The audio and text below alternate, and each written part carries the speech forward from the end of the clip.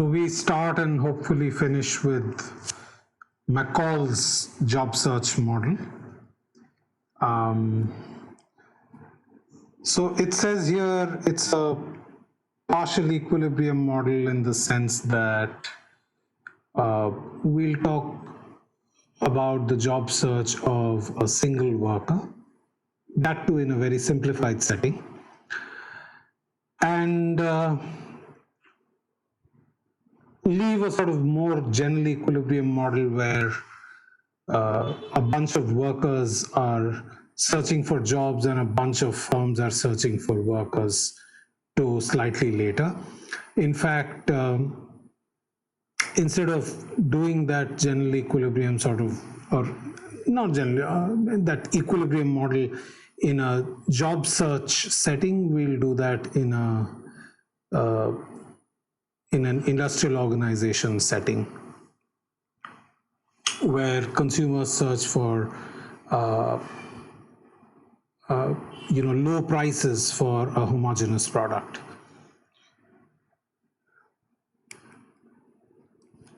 So this literature sort of started with Mccall 1970, and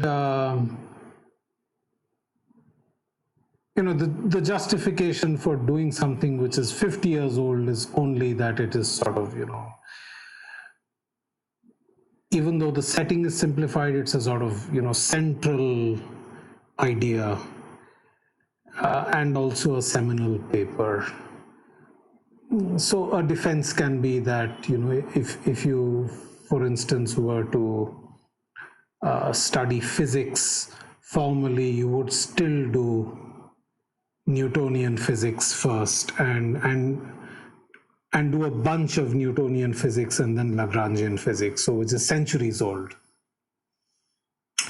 So here there is a worker, and to keep it very simple, he or she is infinitely lived and is unemployed at time t equals 0 and is looking for a job. All jobs are homogeneous in description. The only thing which is different in different jobs is that they possibly pay different wages. And each period the worker gets to sample one wage, one job, right? So if after this you go on to do some job search theory and job search empirics, you quickly move to a continuous time setting, which helps to sort of keep things simple and yet complicate the assumptions here to make them more realistic. So now these wages come from a set W, that is non-negative real numbers. These are wages that you get paid every time period if you accept a particular job. And the worker or the agent knows the stationary distribution capital F from which these wages are drawn, right? And the worker can either accept a wage or reject a wage. If a worker rejects a wage, then they stay unemployed that period, and then they get to sample another wage from the distribution capital F next period. Meanwhile, the worker gets what you could say is an unemployment benefit B, or maybe just the benefit of some leisure time. And once the worker accepts a wage W, they cannot sort of change their job. In fact, you can show easily that it doesn't make sense to change the job given this stationary setting. So they stay with that wage that they've accepted forever.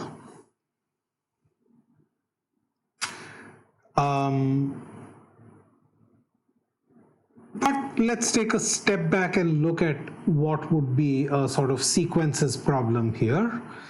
So let the set 0, 1 be the decisions reject and accept respectively. Yeah, call this set capital A. Right. So in this decision-making environment, any T history HT consists of the following. So there are these periods. So T 0, 1, 2, and let's say this is our generic T. This was T minus 1. So if I'm looking at you as an agent in period T, it's because you've rejected all the wages from T equals 0 to T minus 1. So a history for you where you have to choose whether to accept or reject the wage in the Tth period is a sequence of wages. Let me call them, the wage that you rejected in time 0, reject, reject,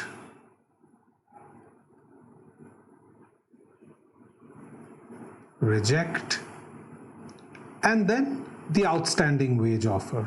Okay, so the relevant sort of T histories are, if I'm looking at you at time period T, is a sequence of rejected wage offers followed by an outstanding wage, right? So that is an element of, wage offers cross rejections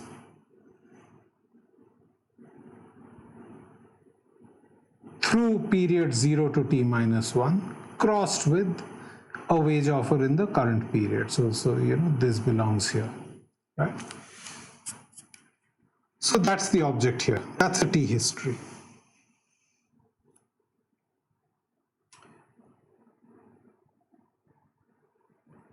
And then we look at a strategy for this agent as a sequence of functions PT,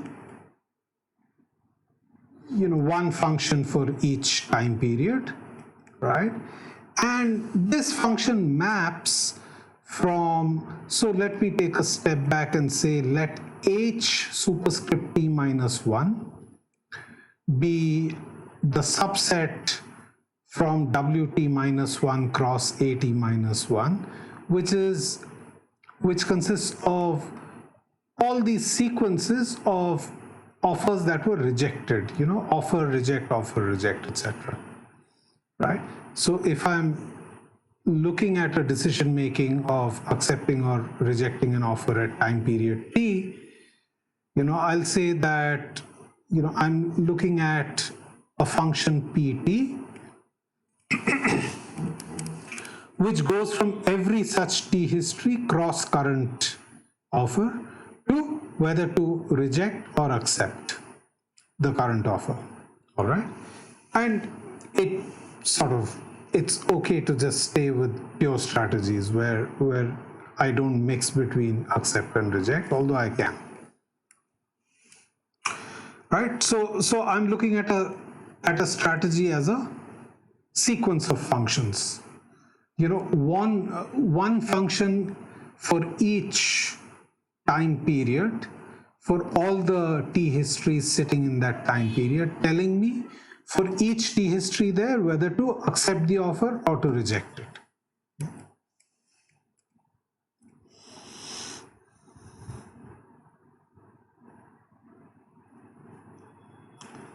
And so if the worker accepts a wage WT at time T, right, then his or her consumption profile looks like this.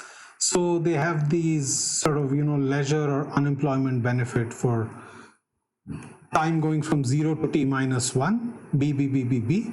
And then once they accept W, they have a W each period from then.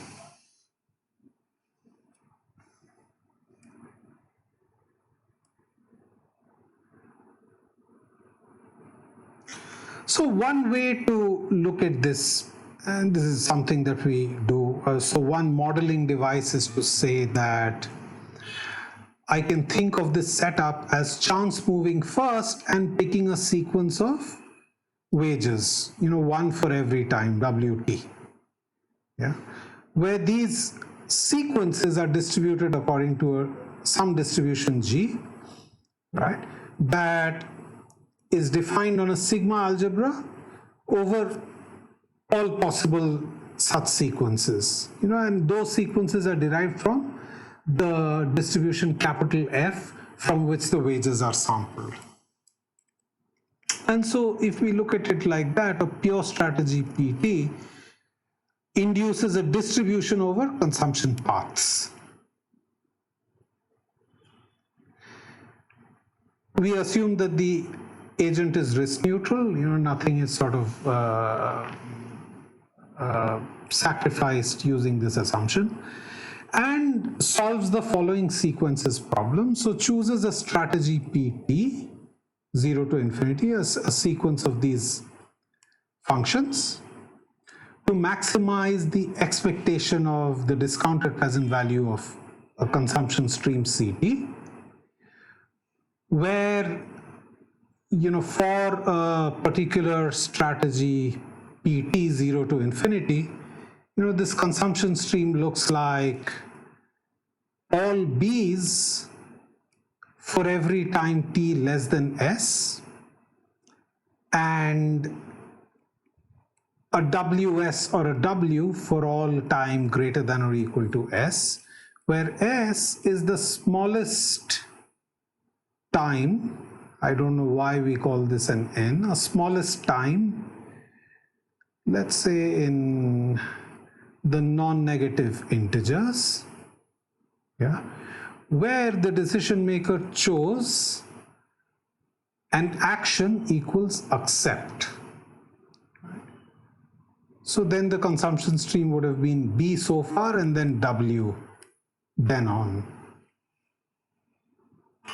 So the expectation is taken with respect to the distribution induced on the set of consumption paths which look like these. Right? So this is a fairly complicated object. The sequences problem here is a fairly complicated one. Yeah. But one with a lot of nice structure.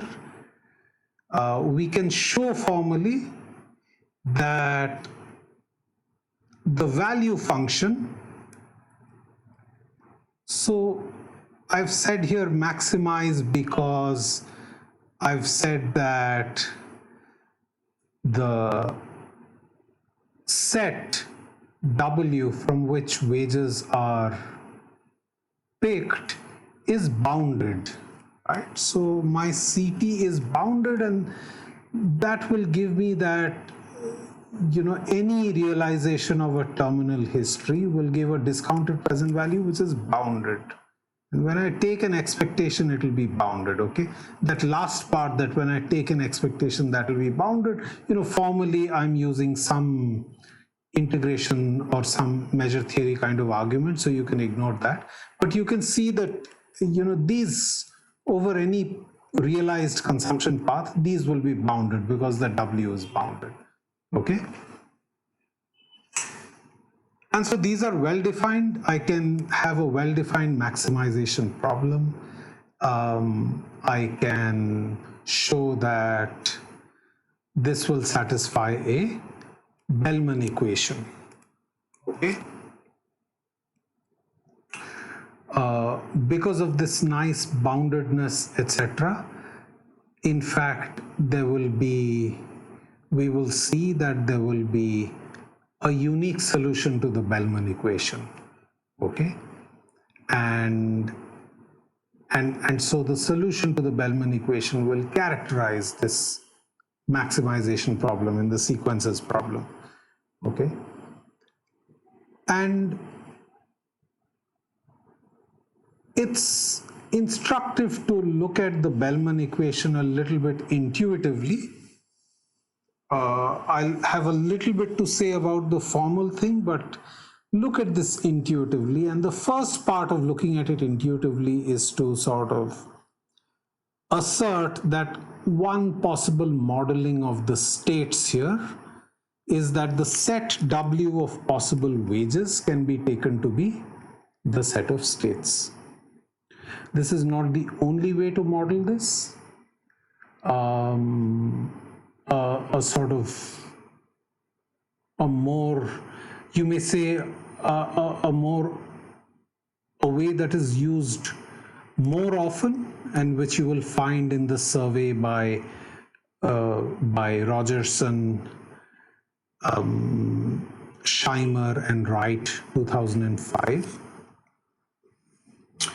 has a slightly different modeling of the set of states that takes into account whether the agent is unemployed or employed as part of the description of the state, and that makes sense. But let's keep things even simpler here and say that it's reasonable to say that the set of states is really the current wage that is on offer right now. Okay? Yeah, so the current wage if I'm unemployed, or the current wage if I'm employed. Okay, that's the state. So this makes sense intuitively in the sense that if the agent in this model were to accept some wage W at time t, his or her payoff would be, this discounted payoff. By the geometric discounting, the discounted present value would be just W divided by 1 minus beta. Yeah. So this would be the value to the agent from accepting the wage. Yeah. So clearly, accepting the wage, the agent gets a value that depends on W, and rejecting it, we will see we can still model the agent's value as deriving from the current wage on offer. And we do that as follows. So suppose they reject the wage W. So presumably the rejection is because the expected value from next period on, discounted by beta, is greater than or equal to W by 1 minus beta, right? Only then would I, or maybe strictly greater than W by 1 minus beta, only then would we have a maximizing agent reject a wage offer W. All right. And so suppose we say that, so we say accept W, that means I get W by 1 minus beta, and reject W. So if I reject W, I get a current payoff of B, an unemployment benefit or something, plus discounted by beta, I get whatever expected value I have from next period on, right? So what is the expected value from next period on? So what we have been sort of saying is that let's take capital W, the possible current wages, to be the set of states, right?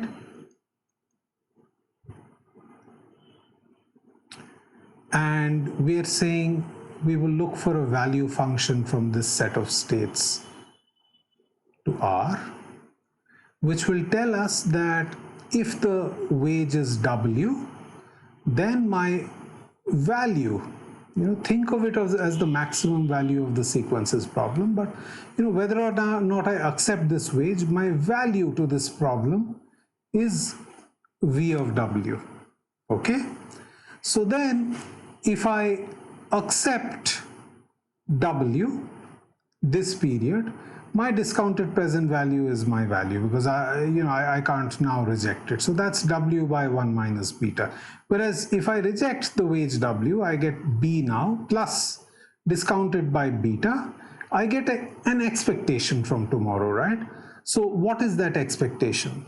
So if the wage offer tomorrow is some W prime, then my value from that is V of W prime. Yeah. Now, there is some probability with which I get the wage offer W prime, and that probability comes out of the distribution capital F, right? So my expected value is the expectation of V of W prime, right? When I weight these V of W primes by appropriate probabilities of the wage W prime coming up, right? So this will be, some expectation of V of W prime with respect to this particular probability measure, right? So if we write it like this, I haven't assumed anything about the probability measure other than the fact that it's a probability measure. So you can take this to be a Lebesgue or a Lebesgue-Stieltjes integral, right? And the shorthand that you and I use for this often is expectation of V. So we'll use this, right? So if I reject, then I get B plus beta times expectation of V. All right? Yeah.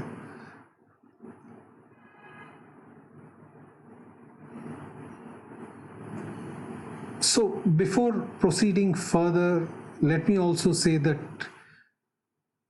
see, this second part, which is my payoff if I reject, it's in the familiar additive form that we have, right? Which is a current return plus beta time expected future return, right? And how does that expected future return work? Well, I've rejected wage W, but in this simple model, what the current wage W was and the fact that my action is to reject, these two things have no influence on the probability of encountering any wage W prime tomorrow, right? So there is a sort of IID assumption here, okay?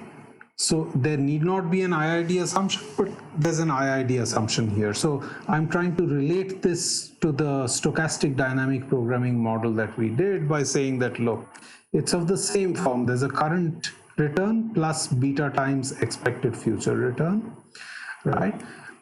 I take the expectation, with respect to a stochastic kernel. The only thing is now it's not the case that, so there what happened was, if the current state is X, then the probability that the state tomorrow is Y depends on the current state and on whatever action I took when the current state is X, right?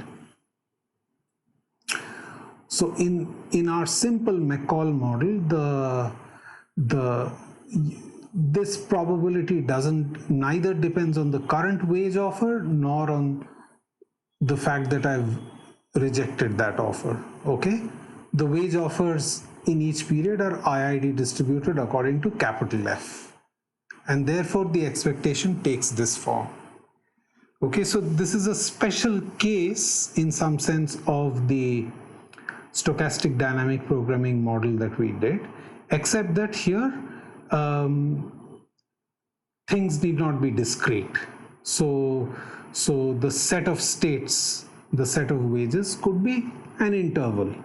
Okay, so it could be an infinite set of states. And so that part we don't do rigorously here because we don't need to also. Right?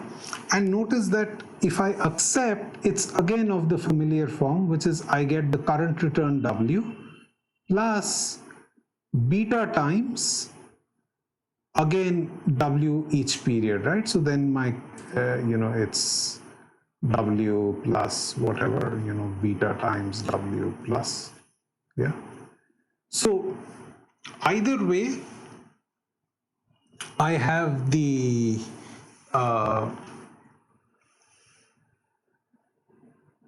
I'm in the usual framework, even though what now I'm going to say looks somewhat different, which is that the Bellman equation will look like this. If the current wage is W, then the value that I get from the current wage, V of W, will be the higher of these two values, over the two feasible actions, 0 and 1, reject and accept, that I have, right? So V of W is equal to max over the feasible actions, reject and accept, of these two sets of these two discounted present values. Yeah, W of 1 minus beta, that's what I'll get if I accept. So if I play 1, and beta times, or B plus beta times expectation of V, which is what I'll get if I play reject. Okay, so there are only two actions for me to do. Yeah, and following each action, I have a consequential discounted present value. Right, so this is the Bellman equation. Okay, and you can see from the Bellman equation, especially if I move the expectation of V and write it in this form, that makes it perhaps more transparent, that V of W is equal to max 0 1 B plus beta V of W prime df W prime. Yeah, this integral is over the set of all states. Okay, so then it's transparent that this is a functional equation and V is a solution to this functional equation. It's on both sides, right? And then you can see immediately that this V here is a fixed point of the Bellman map T here, right? So if instead of V I take any value like equation, any value like function U, right, and I write my Bellman map PU of W is equal to max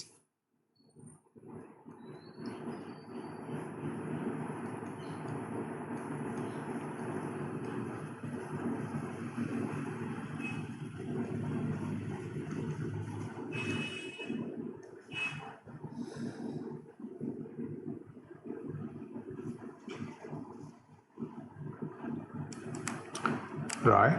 So you can see that V is a fixed point of this Bellman map. This map which is taking these bounded value like functions into bounded value like functions, right? Okay, and it's very easy to show that this T satisfies the assumptions in Blackwell's theorem. Monotonicity and discounting, so I'll leave that to you. And therefore this T is a uniform contraction and V is the unique solution.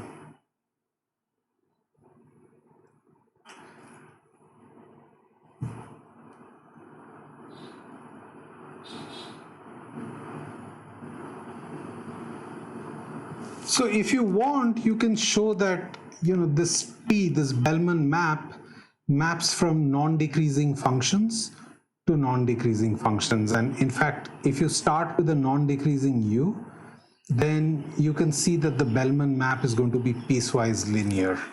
And I'll talk a little bit about piecewise linear above, but not about the Bellman map.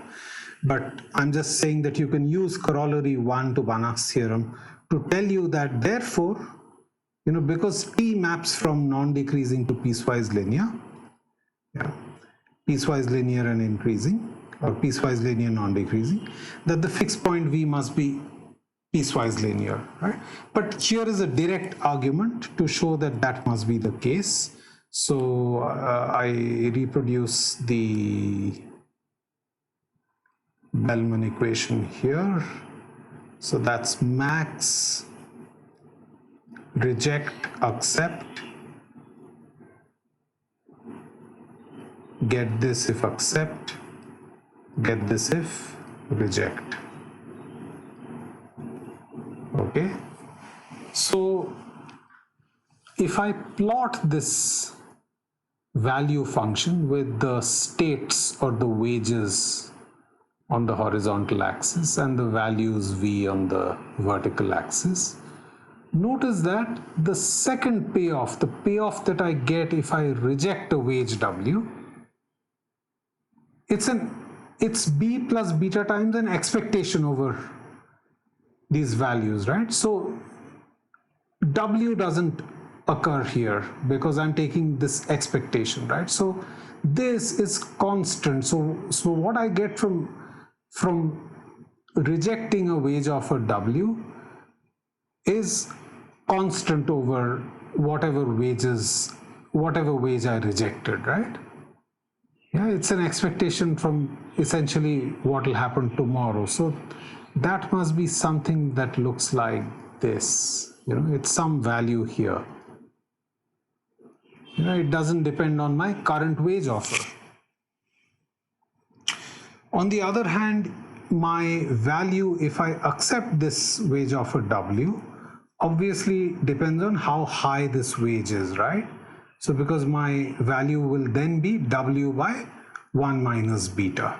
So I draw the w by 1 minus beta function here, right? Its slope is 1 over 1 minus beta. So it's an increasing function, right? And then using Bellman's equation, I know that v of w is the higher of these.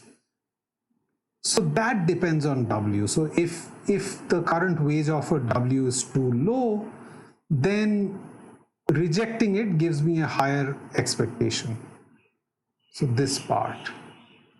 And once the current wage offer is high enough, accepting it gives me the higher payoff. So that's this piecewise linear and non-decreasing function is my unique solution. It's my value function. Okay, and it's apparent, and you can read on that once I derive this shape of the value function, it immediately tells me what the optimal policy function is. The optimal policy function will just tell me that, look, if the current wage offer is too low, so if it's here, reject and get b plus beta expectation of v. And if the current wage offer is greater than or equal to this, then accept. So the optimal policy has a reservation wage like interpretation, that there's a reservation wage R. What is the reservation wage R? So R solves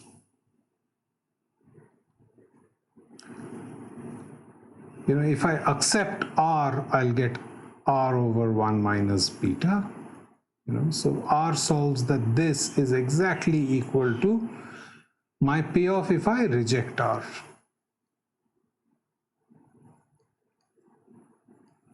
It's the unique solution to this equation, right? So the optimal policy is very simple. No matter what time period you are at, the optimal policy depends on the current state W as follows. If W is less than this critical R, reject. If W is greater than or equal to this, accept. Okay?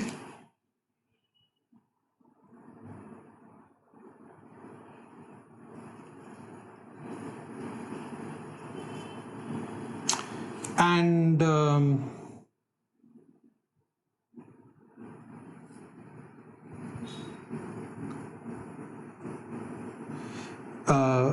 there is another way of writing this this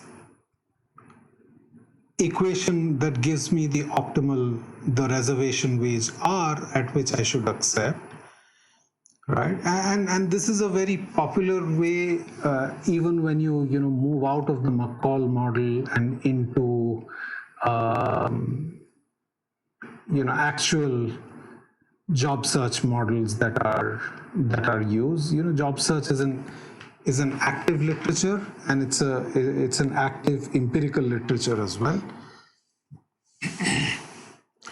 And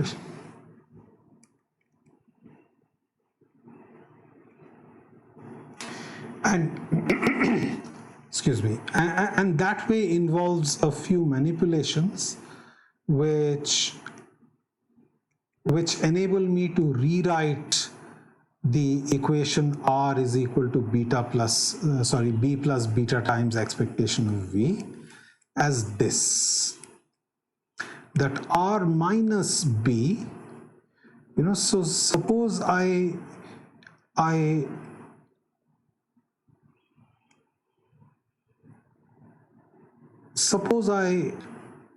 reject R, the reservation wage today, right? Right? So presumably, if R is the reservation wage, it must be giving me something higher than the unemployment benefit B, right? If R is a wage that is lower than the unemployment benefit, why would I ever accept it? I would just, I would prefer getting B forever to getting R forever if R is lower, right? So R must be some surplus over B, right? So what is that surplus? So if I, for instance, reject R, then I lose this surplus in this time period, right? And what do I gain? So discounting by beta, I gain this expected surplus over R if I reject R, right? So if I reject R, there is some possibility that I'll get a wage offer that is higher than W, that is higher than R. So there's an expected surplus there, right? So a reservation wage equalizes these two surpluses on the margin, right? So if I reject R now, I lose the current surplus over the unemployment benefit B, right? And I gain an expected surplus over R tomorrow. You can plot these surpluses as a function of R and see that there will be a unique R. So here I have plotted different reservation wages at which to accept on the horizontal axis. Those are my R's, right? And the surplus I get, or the surplus I lose if I reject an R, is R minus B. So that's here, right? So it's just an increasing function of R. It's just the 45-degree line starting at minus B. Yeah. And on the other hand, the surplus over R is this, right?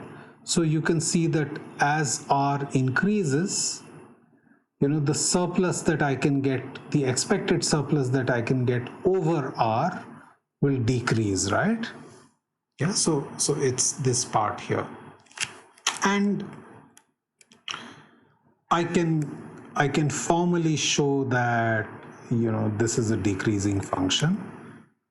You can see that for every W that I can sample tomorrow and later, the higher the R, the lower the surplus W minus R. So the expectation must be lower as well, right? And I take the expectation in the simple case where the distribution capital F admits a density F. So I can use calculus, and then it's easy to see that this function, which I now call G of R, is strictly decreasing and convex, and that's how we've drawn it. Okay? So there is a unique R if you want to actually solve for R, you must parameterize this model, right? So you give me a nice enough distribution, capital F. Suppose, for instance, that it's a uniform distribution. That's very easy to solve, and I would encourage you to solve that and see what R would be in that case, right? So there are a couple of immediate comparative static questions on what this optimal reservation wage are, how it behaves with respect to a couple of parameters in the problem. So one parameter is the unemployment benefit.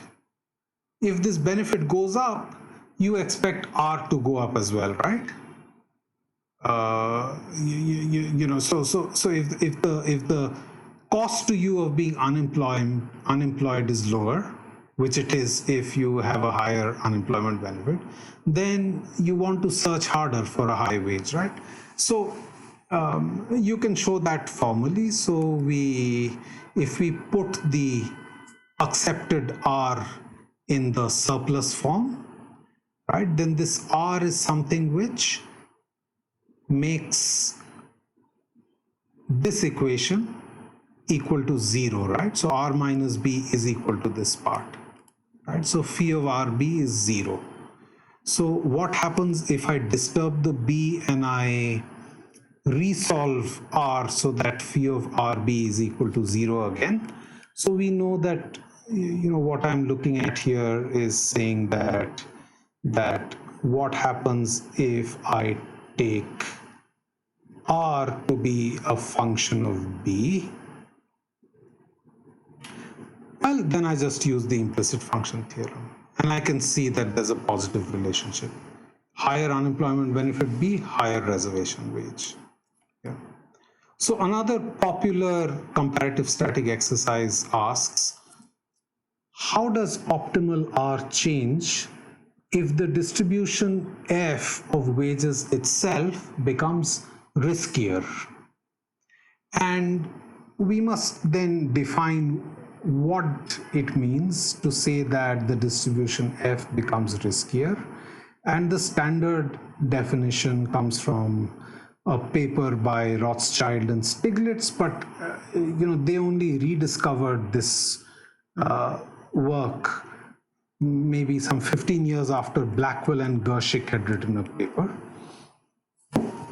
So that uses the notion of second order stochastic dominance, which you would have seen earlier in your compulsories, say when you did perhaps auctions or inequality or other such applications. So I'll mention it very briefly here. Suppose capital F and capital G are two probability distributions on a set X.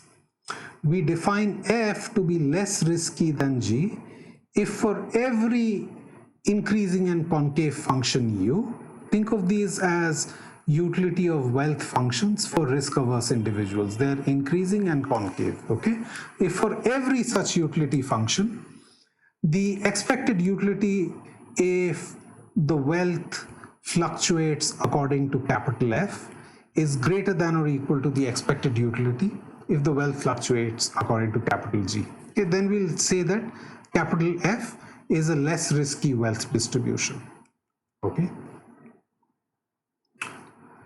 On the other hand, we'll say that capital F second order stochastically dominates G, okay, if for every C, the area under f of x up to C is less than or equal to the area under G up to C, for every C. So what we're saying is that, look, so there is some left support. Let's say this is the left support of the distributions, and then maybe some right support, and these are distributions, so they go up to 1.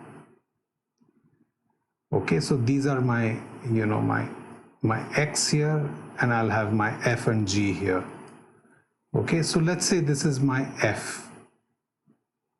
Yeah, G must also go up to 1, but what is being said is G goes up to 1 in something like this fashion.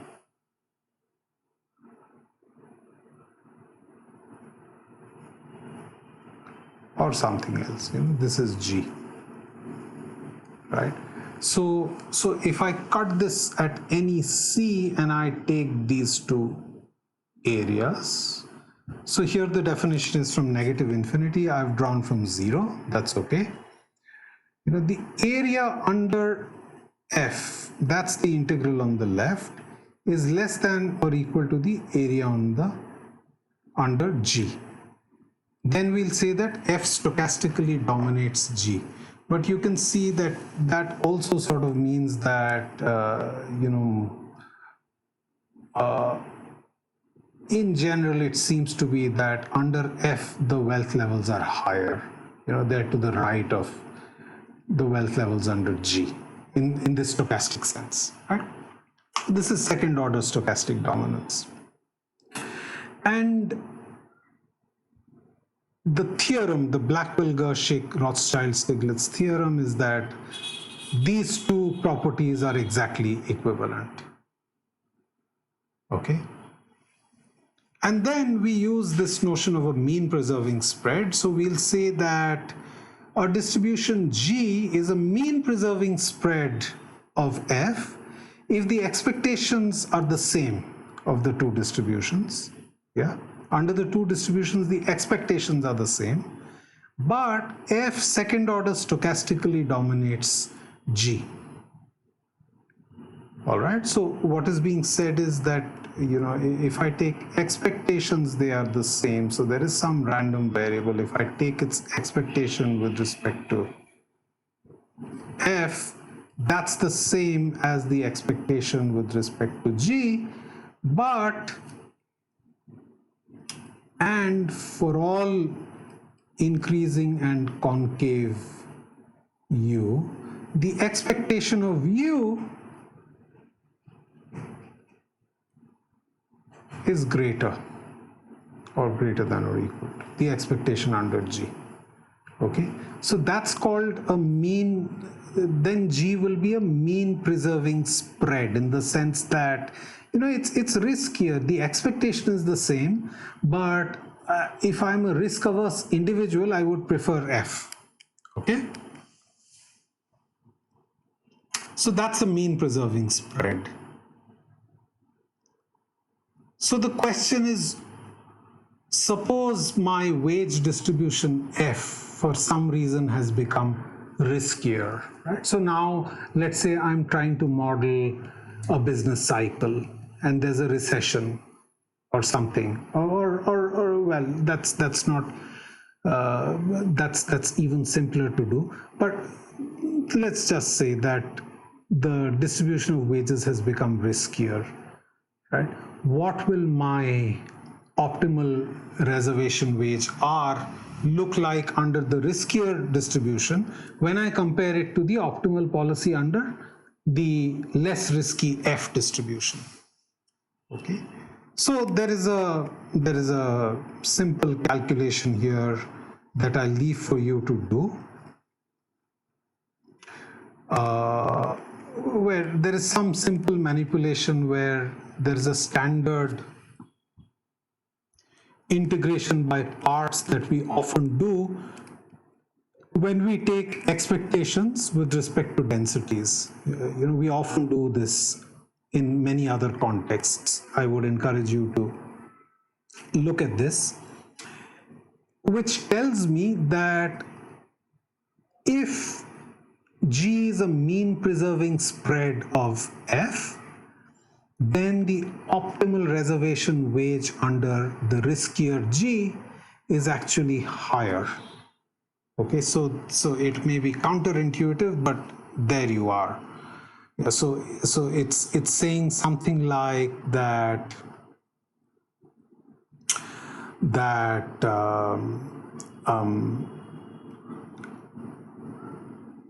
because G is a riskier distribution, there is a higher probability if I reject, I will get higher wages from tomorrow.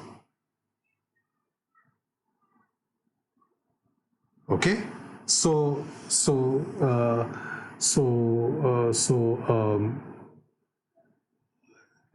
the optimal policy of this risk neutral person will be to have a higher reservation wage. So now I sort of try and close this briefly with a discussion of two things, which is,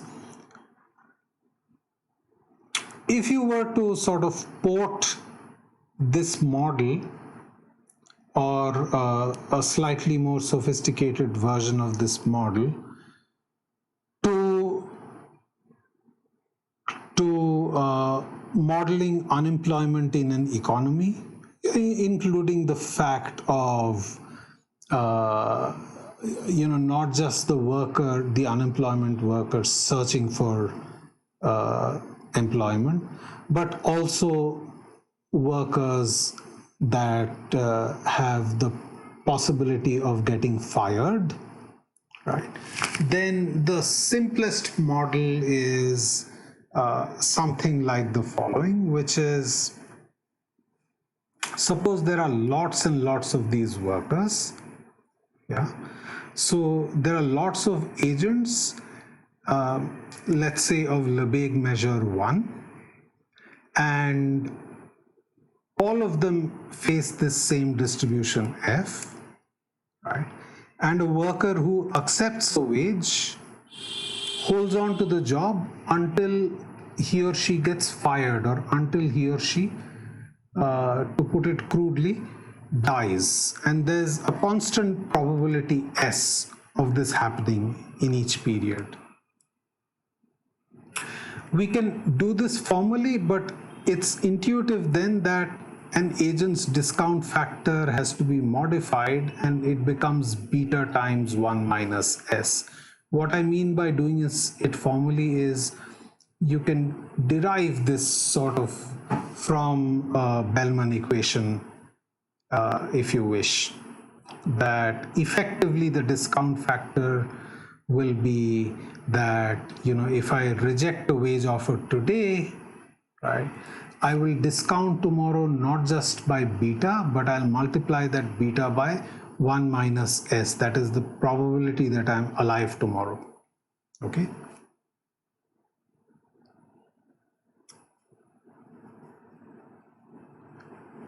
Right.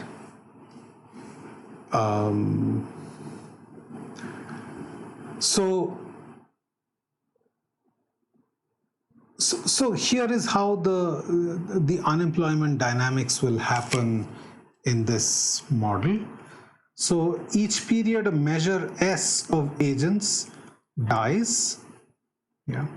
Assume that this measure S is replaced by S new agents who start out unemployed. Okay.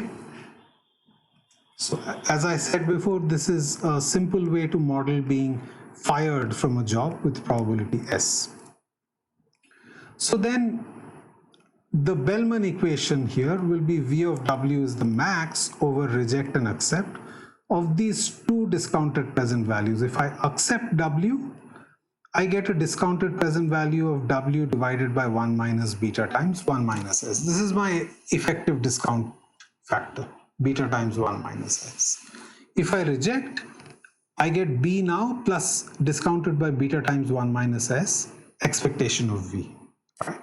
And I get I get an optimal reservation wage R from that. So that will satisfy this equation. Okay. So given this reservation wage R, which is the same for all workers, here is what my unemployment dynamics will look like. So suppose at time t, ut is the measure of unemployed agents in period T. Okay, so when I say measure, there's in each period there is a Lebesgue measure 1 of agents, right? So suppose in period T, some fraction or measure ut is unemployed. Okay, so then 1 minus s of these will survive to the next period and get wage offers that are lower than their reservation wage, right? So from this pool ut, what is the measure of workers that will continue to be unemployed tomorrow? It's the fraction 1 minus s that survive, right? 1 minus s of ut survive, and of that, the fraction capital F of R will have wages that they reject, right? They will have, so the probability of a wage less than R is capital F of R, right? So from the pool of unemployed this period, 1 minus S times capital F of R times UT remain unemployed at time T plus 1. In addition, a fraction S or a measure S of all these agents have died and or been fired and are replaced by S fresh agents who start life being unemployed. So unemployment tomorrow will be S plus 1 minus S times capital F of R plus UT.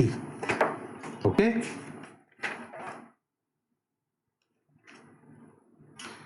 And so what will be ut plus 1 minus ut? So I take this equation and I subtract ut from both sides, right? So I subtract a ut, so that will be ut plus 1 minus ut is equal to s plus 1 minus s, and I subtract ut, right? So notice that, this ut is just sut plus 1 minus sut, okay? So you take this sut and you write it with the s here, and the 1 minus sut, and you write it with the second term here, and then you simplify and you get that ut minus ut plus 1 minus ut is this expression, okay? So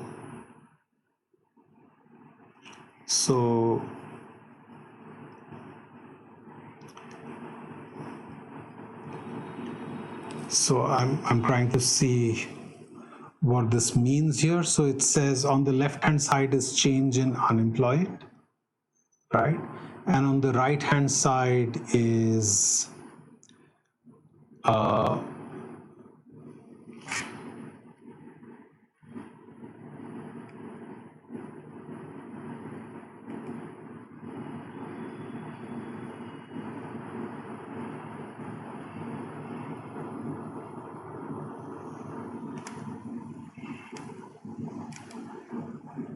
so in some sense, at time t, 1 minus ut was the fraction that was employed, and a fraction s of those died, right, and were replaced by the same fraction, yeah, minus the fraction that survived and were unemployed to start with and now are employed. Okay, so ut was the unemployed fraction to start with. Of those, 1 minus s times ut survive to the next period, and of those, a fraction 1 minus capital F of R will encounter wages greater than or equal to R, and they'll accept, right? So these people enter employment. They were unemployed last period, now they're employed, okay? And these guys were employed last period, they die and are replaced by people who start out life unemployed, okay?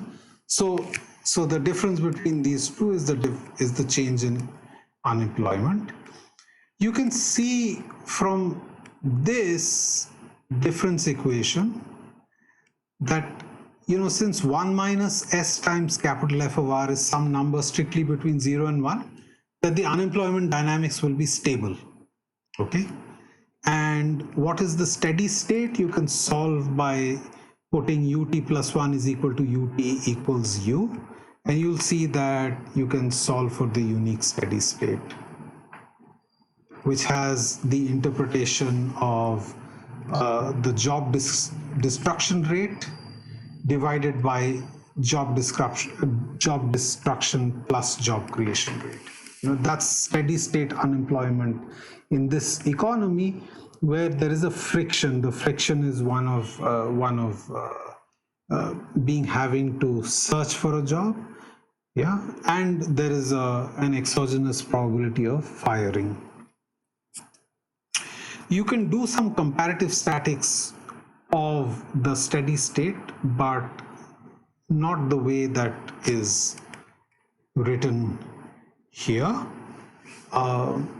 Notice that in order to do comparative statics here and say stuff like, what happens if the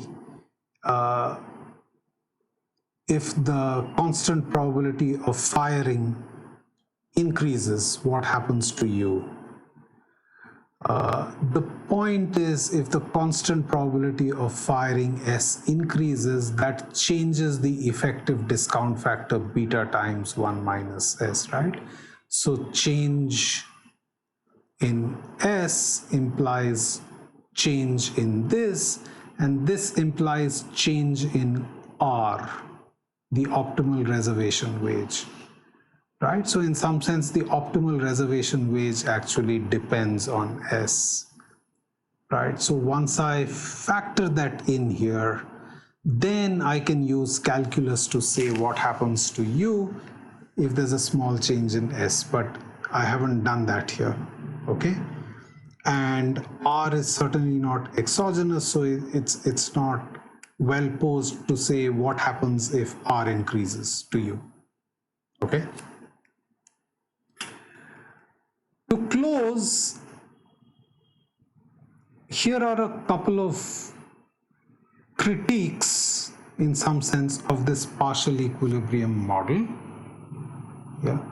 One is called the Rothschild critique. This is from a paper, I think it's a 1970 or 71 paper, written soon after Mccall's model was published.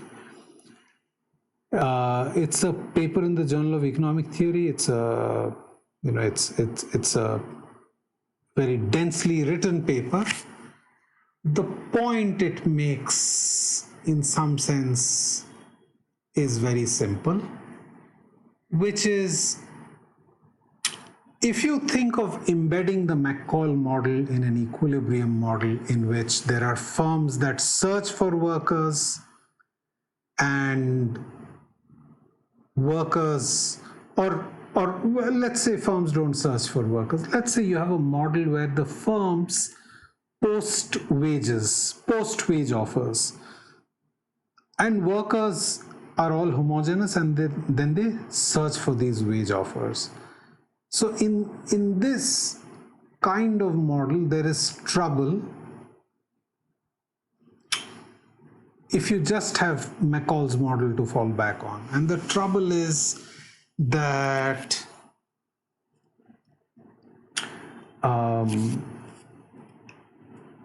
as shown by Mccall, all the workers will have the same reservation wage R, right?